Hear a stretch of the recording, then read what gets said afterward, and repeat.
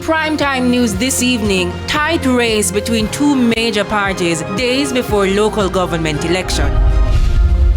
Not true. Prime Minister echoes police high command in rubbishing overtime issues rumors.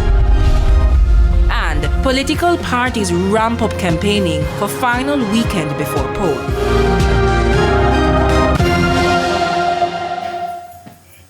Good evening and welcome to Primetime News. A special welcome to our viewers on TVJ International in the Cayman Islands and to those of you watching online at onespotmedia.com. I'm Herman Green.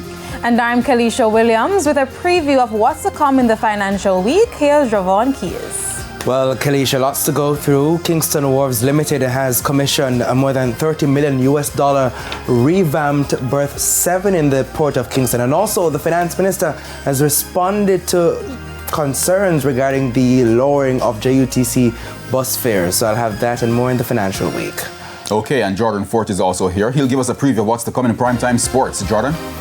Well, Herman, the Jamaica Scorpions, they are in a precarious position in their regional 4-day encounter at Sabina Park. And Jamaica has named its team to the World Indoor Championships. I'll tell you these and more in Primetime Sports Friday. And Romain is also here with what's to come in weather. Thank you, Kalisha. We are expecting those strong winds that we have been having over the past few days, they're going to be dying down this weekend, and we expect slightly warmer conditions at the start of next week. There's also sports commentary and E-Prime in this newscast, but before the break, the feedback question. Our feedback question this evening. Which political party had a more effective local government election campaign? Tell us why.